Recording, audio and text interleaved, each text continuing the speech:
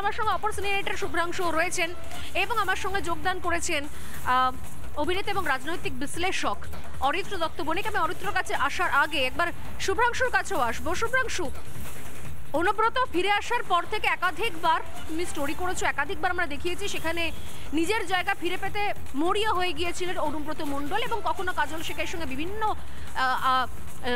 মানে কখনো মিষ্টি কখনো ঝাল সম্পর্কের মধ্যে দিয়ে একটা আন্ডারস্ট্যান্ডিংয়ে নিজের জায়গা পুনর্দখল করার খেলা চলছিল। কিন্তু সেই রাজনীতি আর এই যেটা অডিও ভাইরাল হয়েছে, আমি জানি না আমি সত্যি কিনা, আমি বারবার বলছি, কিন্তু এটা যদি তৃণমূলের কালচার হয় তাহলে আমার মনে হয় কি সত্যি সত্যি সাধারণ মানুষ এবার জায়গায় জায়গায় অনুব্রতর বাড়ির বাইরে দাঁড়িয়ে দাঁড়িয়ে প্রশ্ন করবে যে এই ভাষাগুলো আপনি কাকে উদ্দেশ্য করে বললেন?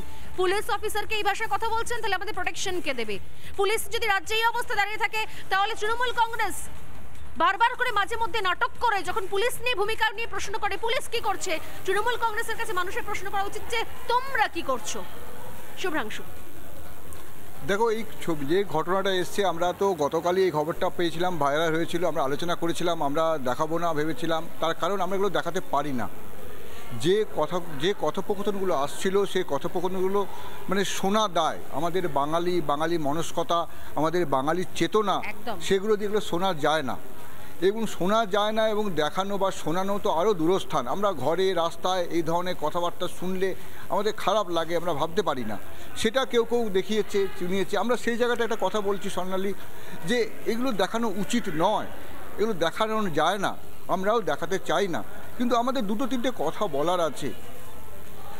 অনুব্রত মণ্ডলের নামে যে ভয়েস ওভারটা, যে কথাগুলো যাচ্ছে, যে টেলিফোনিক কথাবার্তা আদান প্রদান একজন ওসির সঙ্গে বা আইসির সঙ্গে যেটা হচ্ছে, সেখানে আমরা শুনেছি পুরোটা, আমরা জানি। সেখানে দেখা যাচ্ছে আইসি মনোযোগ দিয়ে শুনছেন অনুব্রতর কথা, অনুব্রত যে কথোপকথনগুলো বলছে, যেগুলো বলতে পারছি না, সেই কথাগুলো আইসি শুনছেন, মানে আইসি এর আগেও শুনেছেন। এবং আরেকটা জিনিস মনে রাখতে হবে, যদি এই ভয়েস ওভারটা ঠিক হয় তবে এটা দুজনের মধ্যে হয়েছে, একটা হচ্ছে অনুব্রত মণ্ডল, আরেকটা হচ্ছে সেই আইসি, এই দুজনের ফোনের মধ্যে হচ্ছে, মোবাইল ফোন। এবং যদি ওই ফোন দুটো থেকে কোনো একটা থেকে এটা বাইরে গেছে, হয় অনুব্রত মণ্ডল এটা বাইরে ছেড়েছে, অথবা যাকে বলা হচ্ছিল সেই আইসি সে বাইরে ছেড়েছে। তার মানে দুজন ফোনটা বাইরে ছেড়েছে। এবং এর আগে অনুব্রত মণ্ডল তো আচমকা এই ধরনের কথা বলতে পারে না, কেননা এটা সে অভ্যস্ত ভয়েসে কথা বলছে। একজন তৃণমূলের দুর্দণ্ড প্রতাপশালী নেতা যেভাবে কথা বলতে অভ্যস্ত মনে হচ্ছে, ঠিক সেভাবেই কথাগুলো বলছে। তার মানে এতদিন এইভাবেই সে কথাবার্তা বলতো, আমরা একটু আগেও দেখালাম, যেটা তুমি দেখালে, মানে এরকম সে অভ্যস্ত ছিল।